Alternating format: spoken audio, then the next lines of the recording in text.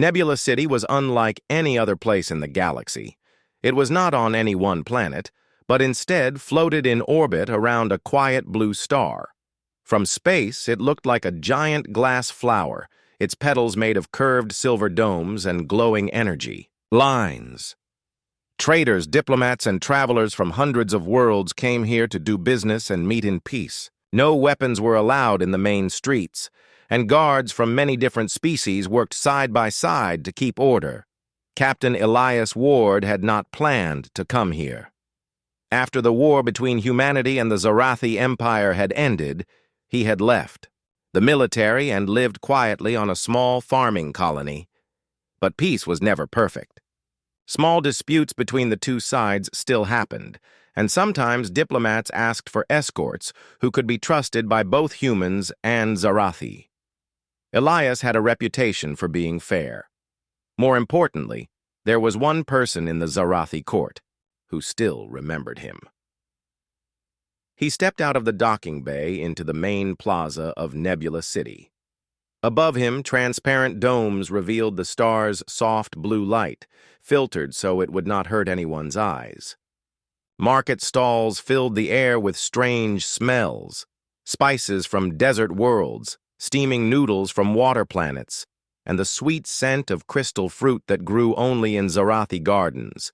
Traders shouted in many languages, and Elias's translator, Chip, struggled to keep up. He wore simple dark clothes, not his old uniform, but still walked like a soldier. His eyes scanned the crowd out of habit. In the war, being careless even for a moment could be fatal. Here, it was just instinct. A sudden hush moved through the plaza. It was like a wave. First, a few people stopped speaking, then more, until the entire area was filled with whispers and the soft sound of boots. Elias turned his head and saw a royal procession moving toward the central elevator. The Zarathi were tall, graceful beings, with skin like polished stone and eyes that shimmered in different colors depending on their mood. Their clothing was woven from living fibers that moved like slow waves. At the center of the group walked a woman Elias had not seen in 7 years, Princess Serenia. She was dressed in silver and deep blue, the colors of the Zarathi royal family. Her hair, a waterfall, of dark strands with faint glowing threads, moved gently even though there was no wind. 2 guards walked close beside her, their armor shining in the filtered sunlight. Elias remembered the last time he had seen her, standing on the deck of a burning ship, smoke around them as enemy fighters closed in. He had been ordered to leave, her behind. He had not followed that order. Instead, he had fought through the wreckage, carried her to his shuttle, and flown them both through a storm of plasma fire. That rescue had nearly cost him his life, and it had made him an enemy to some in his own chain of command. But Serenia had survived, and that had been enough for him. Now, years later, here she was again. Their eyes met. It was only for a moment, but the noise of the market seemed to vanish. The years between them fell away. Elias could see recognition in her gaze and something else, a quiet warmth that broke through her royal composure. She changed direction. The guards hesitated, but followed as she walked toward him.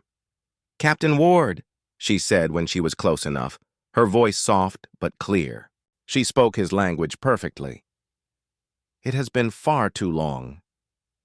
"Your Highness," Elias replied, giving a small bow out of respect.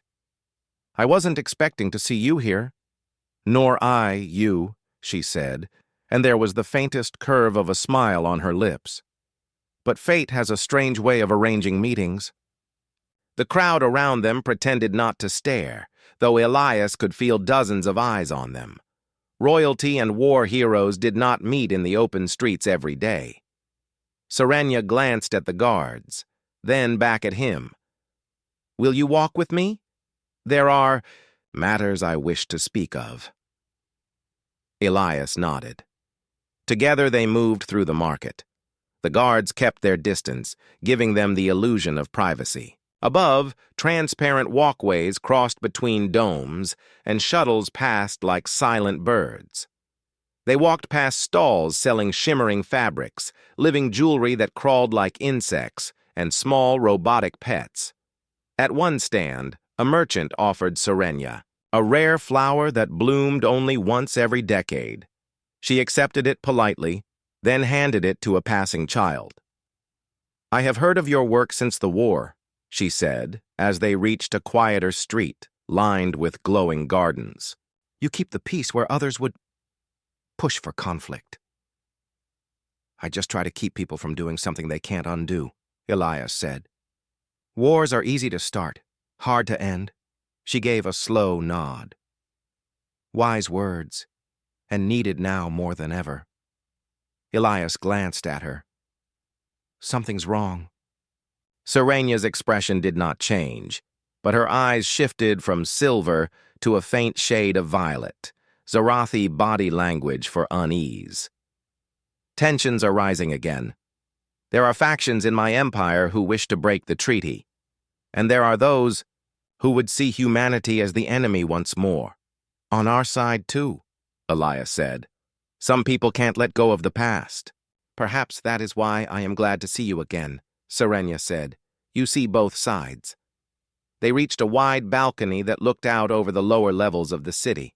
From here, Elias could see the vast, ring-shaped structure stretching into the distance, dotted with docking bays and energy spires.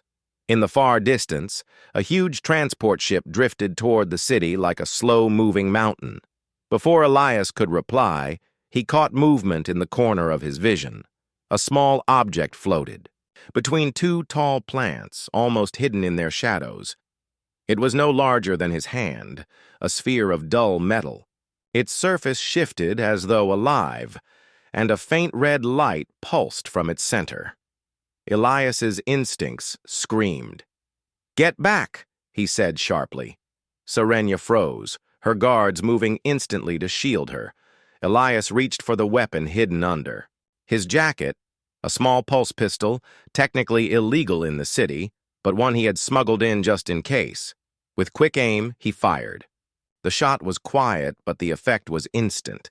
The sphere cracked, sparks flying as it fell to the floor. One of the guards rushed forward, scanning the wreckage. "Surveillance drone," he reported.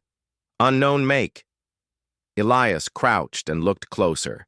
The metal was not human or Zarathi in design. The wiring inside was arranged in strange patterns, and the lens for the camera was carved from an organic crystal he had never seen. Serenia stepped closer, her voice low. "That is not ours, and not yours." "No," Elias said, "which means someone else is watching us."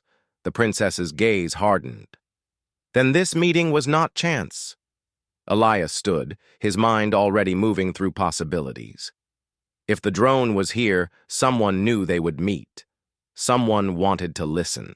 That meant their conversation about peace and about possible war was of interest to a third party. "Your Highness," he said, "I think we have a problem." Serenia looked at him, and for a brief moment, the weight of royalty was gone.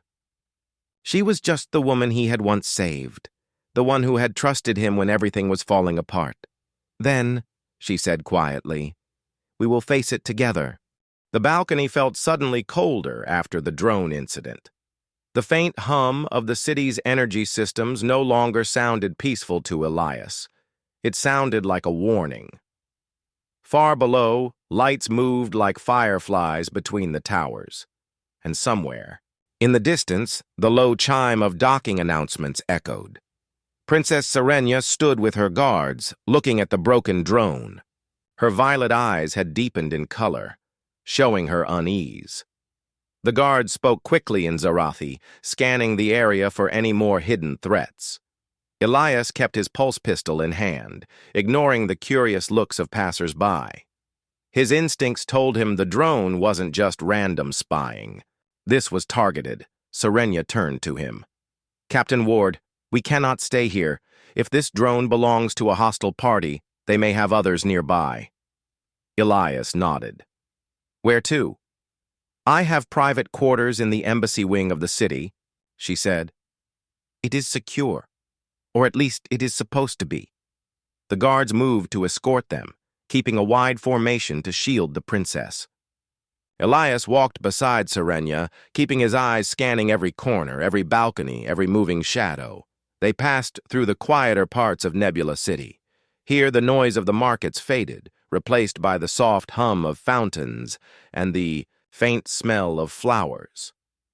Glass walls showed views of the blue star beyond, its light dimmed by protective filters. In the distance, shuttles glided silently between docking rings. Finally, they reached a tall, curved building made of white stone and flowing metal. The Zarathi flag, a silver star wrapped in a spiral, hung over its main gate. Guards in silver-blue armor stood at attention, their helmets shaped like the heads of hunting birds.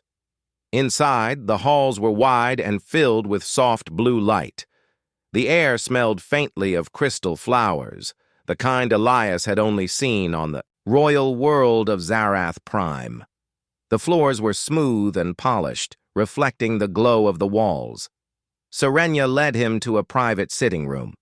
The walls were covered with holographic art that shifted slowly from one scene to another. Rolling mountains, alien oceans, and the floating gardens of Zarath. Once the doors closed, she turned to face him. "You saw the drone?" she said quietly. "That was no casual surveillance device. Its design was strange. Strange enough that it doesn't belong to either of our people," Elias said. "Which means someone else is watching." Serenia nodded. "And listening." Elias moved to the table in the center of the room. It was made of a translucent crystal, with faint light moving through its veins. "You mentioned before that tensions are rising again. Tell me everything." She hesitated for a moment, then spoke. "Since the war ended, there have been those in my empire who believe peace was a mistake. They say we gave too much to humanity in the treaty. They whisper that the humans will betray us when it is convenient." Elias frowned. "I've heard the same thing on our side. People who lost family in the war, politicians who want to look strong. They talk about Zarathi treachery, about unfinished business." Serenia's voice grew quieter. "Recently there have been attacks on small outposts, both human and Zarathi. Each side blames the other. But I do not believe either is responsible." Elias's mind clicked into place. "You think there's a third player, someone trying to start another war?" "Yes," she said simply. "And I fear they are close to succeeding." Before Elias could respond, one of her guards entered, holding a small silver device. "Your Highness, we found this in the hall outside. It was stuck under the wall panel near the entrance."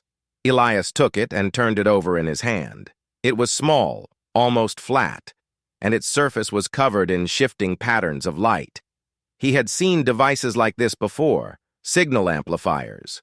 This one could boost the range of a listening device, which meant the embassy had already been compromised. "They were listening before we even arrived," Elias said. "They knew you'd meet me here." Serenia's face hardened. "Then time is shorter than I thought." Elias leaned forward. "Who benefits if this peace fails? Any names?" "There are rogue commanders from the war," Serenia said, "on both sides. Some fled to the outer systems after the fighting stopped. Pirates, smugglers, and there are whispers of mercenary bands, human and Zarathi, working together." "That's unusual," Elias said. "Mercenaries usually care more about money than politics." "Exactly," Serenia replied. "Which means someone is paying them very well." One of the guards spoke in Zarathi. Serenia turned to Elias. "They traced the drone's signal before it went dead. It leads to the outer docking ring, a place where merchants and travelers from the less regulated systems stay." Elias gave a small smile. "Sounds like a place I'd fit right in." Serenia's eyes narrowed slightly. "I am coming with you." "That's not a good idea," Elias said immediately. If this is dangerous, and it will be, you should stay here where you're safer. I am not a prisoner in my own embassy, Serenia said, her tone firm.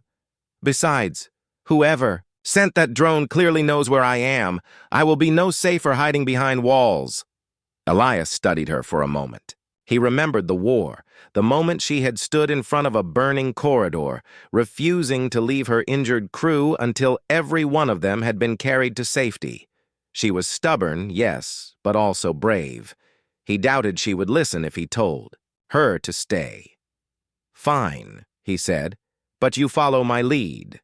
She gave a small, almost amused smile. Agreed. They left the embassy in a smaller, unmarked transport, accompanied by 2 guards. Elias piloted the craft himself, weaving through the traffic of Nebula City. The outer docking ring was a rougher part of the station. The polished metal and crystal domes of the central districts gave way to rusted platforms and cargo containers, stacked in unstable towers. The air smelled faintly of oil and ozone, and the glow of the star was dimmed by layers of industrial dust.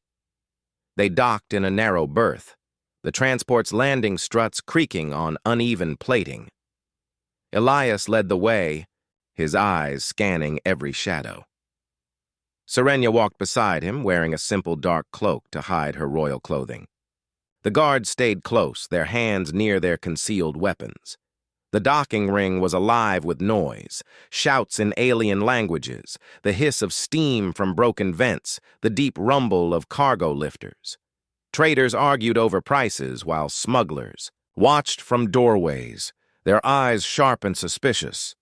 Elias moved toward the signal source, guided by the small tracking device one of the guards carried. It led them through winding corridors and open platforms until they reached a narrow alley between 2 stacked cargo bays. At the far end, a single door flickered with dim red light. Inside, the air was thick with the smell of burnt metal. The room was filled with old equipment, broken comm panels, stripped starship parts, and piles of crates. In the center, a hollow projector flickered to life as they entered. A figure appeared, tall, wrapped in a dark cloak, face hidden by a mask. The voice that came from the projector was filtered and metallic. You shouldn't have come here, Captain Ward, and you, Princess Serenia. Your presence makes this even more interesting. Elias stepped forward. Who are you? Someone who remembers the war, the voice replied. Someone who knows peace is only an illusion. Peace is what keeps people alive, Elias said sharply. The figure tilted its head. Alive. For now. But war is coming again. You cannot stop it. The hollow cut off. Elias scanned the room quickly. No one else was here. But the projector's power source was still warm, meaning whoever had set it up had been close, maybe even watching. Serenia looked at him, her eyes deep violet. You were right. This is no random threat. They are planning something. Elias nodded grimly. And we just told them we're in their way. The hologram's last words still echoed in Elias's mind as they left the docking ring. War is coming again. You cannot stop it. He didn't like threats, but he liked mysteries even less. Someone had invested a lot of time and resources into making it look like humans and Zarathi were heading toward another war.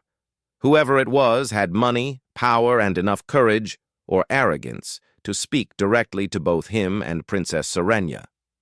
Back in the small transport, Serenia sat quietly, her eyes fixed on the swirling lights of the city beyond the window. Elias could tell she was thinking, calculating possibilities. He had seen the same look on generals during the war, people who knew every wrong move could cost thousands of lives. One of her guards stepped forward. We traced the hollow projector's signal before it cut off. It leads far from here, beyond the city, to Zarath's home system. The signal ends somewhere in the Scarlet Desert. Elias frowned. The Scarlet Desert? That's on Zarath Prime, right? Yes, Serenia confirmed. It is one of the oldest places on my world. The sand is red from iron dust, and there, Are ruins there from before even our recorded history? And this is where the signal leads? Elias asked. The guard nodded. To an area known for smugglers and warlords. There is an old outpost in the ruins. It was abandoned after the war began. Elias leaned back. If someone's hiding there, they're confident no one will find them. Serenya's voice was calm but firm. Then we will prove them wrong. The trip to Zareth Prime was quiet. Their ship, a sleek diplomatic cruiser, cut through the dark of space like a silver blade. The blue star of Nebula City faded behind them, replaced by the faint orange glow of Zarath's sun. From orbit, Zareth Prime was beautiful. Vast seas shimmered in deep violet under a thin atmosphere. Mountain ranges glittered faintly, as if the rocks themselves held light. But on one side of the planet stretched a massive red scar, the Scarlet Desert. It was larger than most Earth continents, endless waves of crimson sand broken only by black stone ridges and jagged cliffs. They descended toward it in a smaller shuttle. Heat shimmered off the ground as they landed on a flat ridge overlooking the dunes. The air was dry and metallic, tasting faintly of dust and minerals. In the distance, faint shapes rose from the sand, ancient towers, half buried and crumbling, their walls carved with alien markings that glowed faintly in the sunlight. This, is it? Serenya said softly, stepping out onto the ridge. These ruins are older than my people's written history. No one knows who built them or why they were abandoned. Elias scanned the horizon.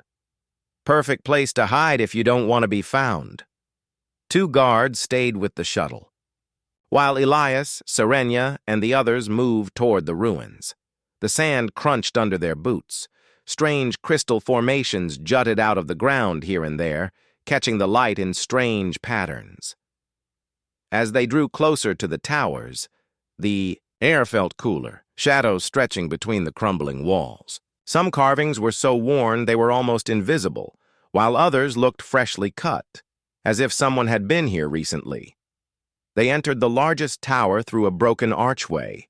Inside, the light dimmed, replaced by the pale glow of phosphorescent minerals embedded in the stone. The air smelled faintly of old smoke. Elias raised his hand, signaling for everyone to stop. He knelt and brushed away some sand, revealing faint tracks, boot prints, recent ones. Someone's been here not long ago, he murmured. They followed the tracks deeper into the ruins. The hallways were narrow, walls lined with faded banners. From the war, Elias ran his fingers along one, human in design, the fabric brittle, but still showing the emblem of an old military unit.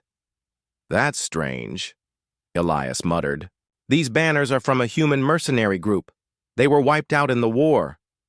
Or so it was said, Serenya replied. They came to a wide chamber, lit by a single shaft of sunlight from a crack in the ceiling. In the center was a table, made from old starship plating. On it lay scattered maps, communication devices, and crates marked with both human and Zarathi symbols. Elias picked up one of the maps. It showed the locations of several small outposts, human and Zarathi, marked with red symbols. The marks looked like targets. Serenya's voice was tight. These are the attacks I spoke of. Someone is planning them. Carefully. Elias turned over one of the communication devices. Encrypted but military grade. Whoever's doing this has serious backing. Before they could examine further, a faint click echoed through the chamber. Elias froze. It was the unmistakable sound of a weapon being loaded. Shadows moved at the edges of the room. Figures stepped out from behind pillars and broken walls. Half a dozen armed mercenaries, their armor mismatched, their weapons clearly stolen from both human and Zarathi stockpiles. Well, a deep voice said from behind them, look what we found. Elias turned slowly. The man standing there was tall and broad, his armor painted black with streaks of red dust. His face was covered by a visor, but his voice carried a tone of amusement. A human war hero, and the princess, herself. "This is a better prize than we expected." Elias didn't wait for him to finish. He grabbed Serenya's arm and pulled her behind a column as blaster fire erupted. The stone walls sparked and cracked under the shots.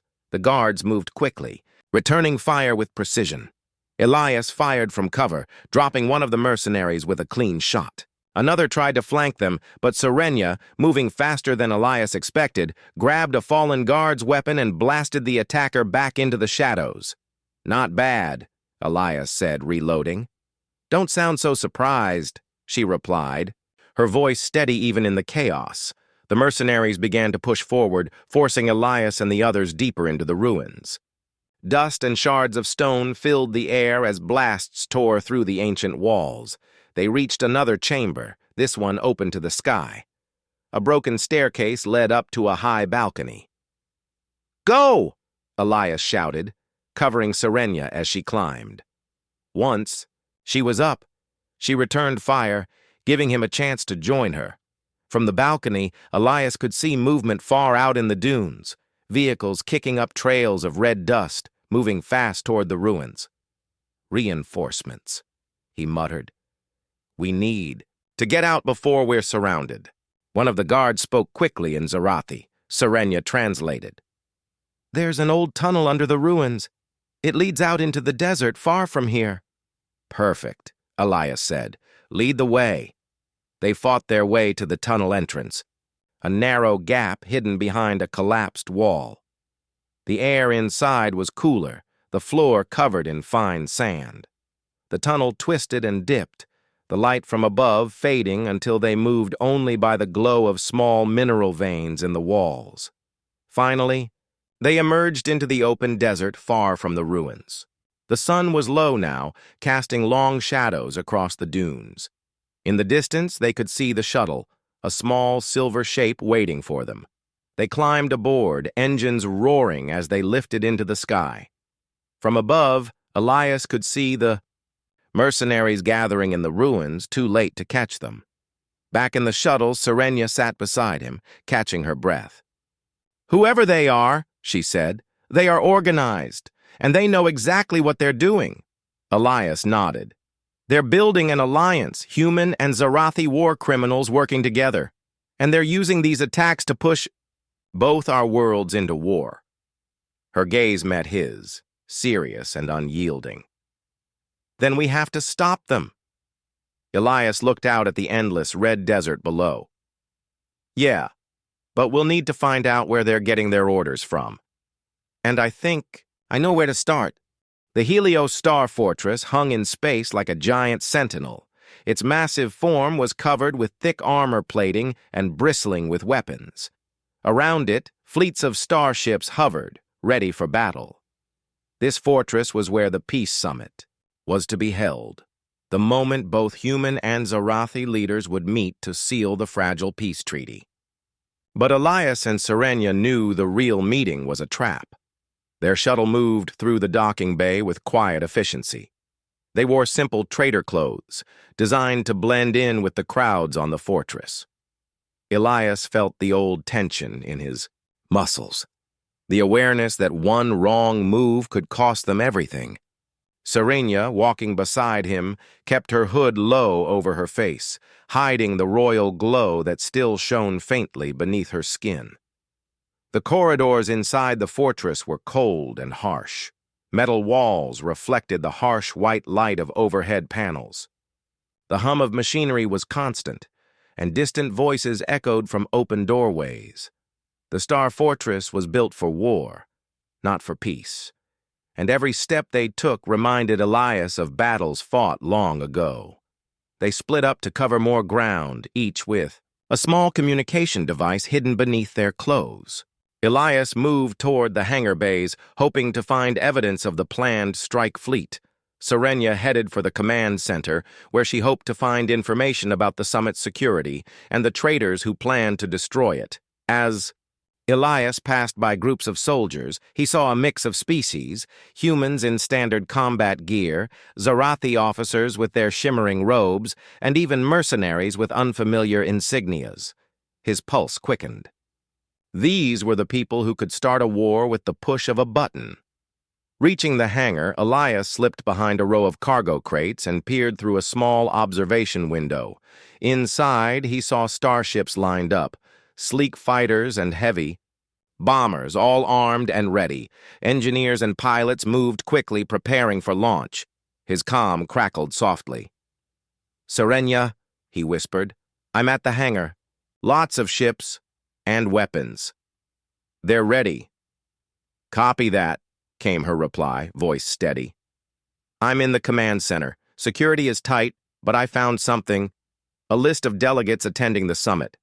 Some names don't belong here. I'm running scans now." Elias frowned. "Fake delegates?" "Yes. Likely operatives waiting to strike." Suddenly, the lights flickered. An alarm sounded, a harsh warning tone that echoed through the fortress. Voices shouted orders in many languages. "Compromised," Serenya said quickly. "We've been discovered." "Get out of there," Elias said, moving away from the window. His heart pounded. They had been found before they even uncovered all the secrets. He raced through the hangar, dodging security patrols and warning sirens. A squad of guards blocked the main exit. Elias slipped into a side corridor, searching for another way out. Meanwhile, Serenya faced her own danger. The command center was a large room filled with consoles and holographic displays. Zarathi officers and human diplomats crowded the space, shouting and trying to organize a defense. Serenya ducked behind a console as a group of armed guards entered. They scanned the room, looking for anyone suspicious. One guard came close, and Serenya held her breath. Just as the guard moved past, Elias's voice came through her comm. "Serenya, get to the maintenance shafts. I'm heading to the control room. We need to stop this before it starts." She slipped away quietly, moving through narrow passages that twisted between the fortress's thick walls. The air grew cooler, and the light dimmer as she entered the maintenance shafts. Long, narrow tunnels used by engineers to access hidden parts of the station. Elias pushed through a heavy metal door and entered the control room. From here, he could access the fortress's weapons systems. He quickly searched for the launch protocols. The controls were complex, but he had been trained for this. His fingers flew over the panels, bypassing security codes and encryption. His comm crackled. "Elias, we're running out of time. The launch sequence has started." He cursed under his breath. "I'm going to shut it down. Cover me." Serenya moved quickly through the shafts, the metal walls echoing her footsteps. She reached a ladder leading up to a maintenance hatch. As she climbed, she heard voices below, guards searching for her. She pushed open the hatch quietly and dropped down into a small service corridor. Ahead was a heavy blast door marked Weapons Control. Elias was already inside, sweating as he worked to override the launch. His heart hammered. One wrong code, one mistake, and the fortress would fire its weapons, destroying the summit and sparking a war. Suddenly, the door hissed open, and a figure stepped in. One of the mercenaries. Elias had fought in the desert. The man's visor reflected the flashing lights of the control panels. "Going somewhere, Captain?" the mercenary sneered, raising a weapon. Elias dove behind a console, firing as he rolled to cover. The room exploded into chaos.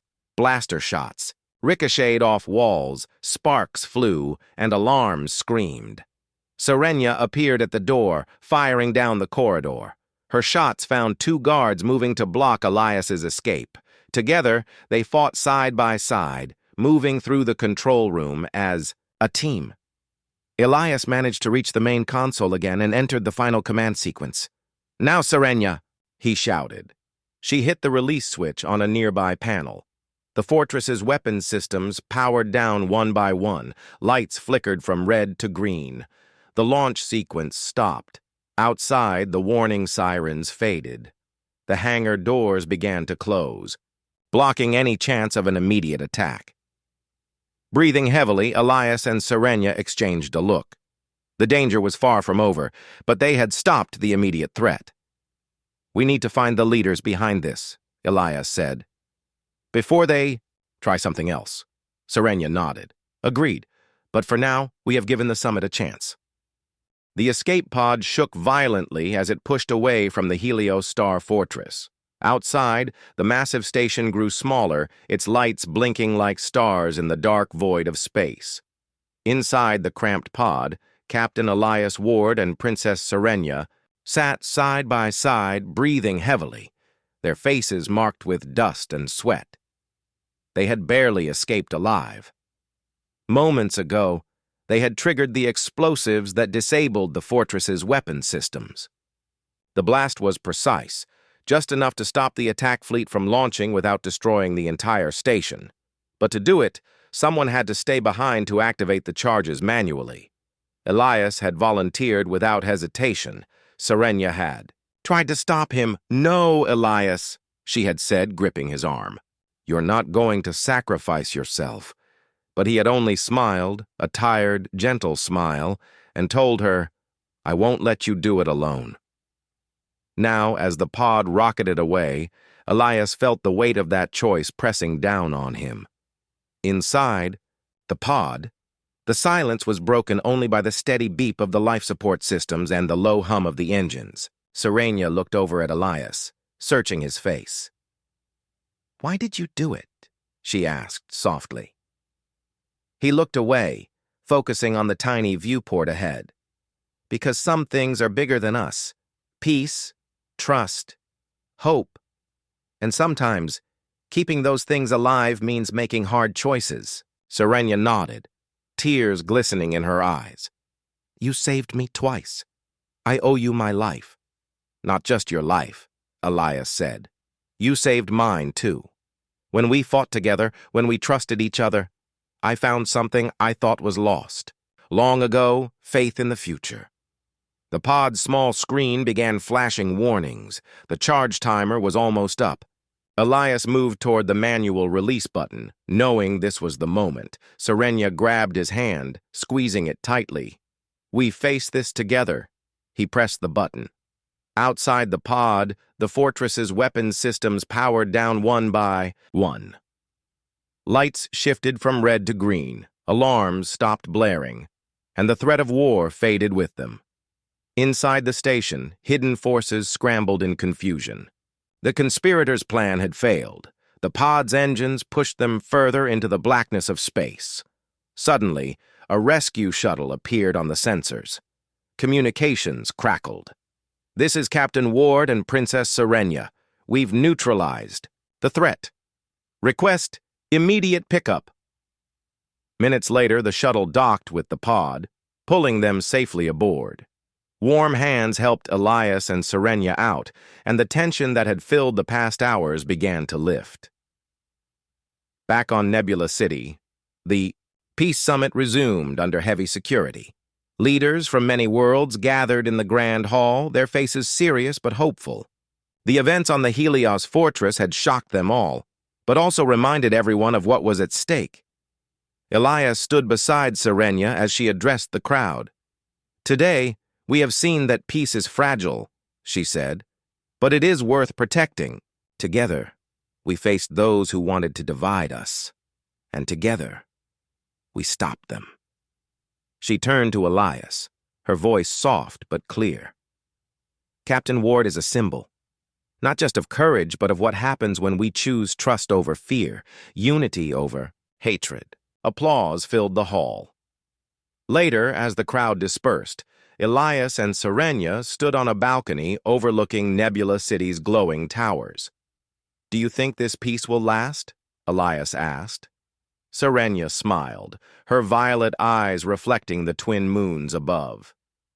"I believe it will, because people like you, like us, are willing to fight for it, not with weapons, but with hope." Elias laughed softly. "Hope? Sounds like a good weapon." She took his hand in hers. "A weapon worth wielding." As the city's lights sparkled below, two old friends, soldier and princess, looked toward the future, knowing they had changed it together.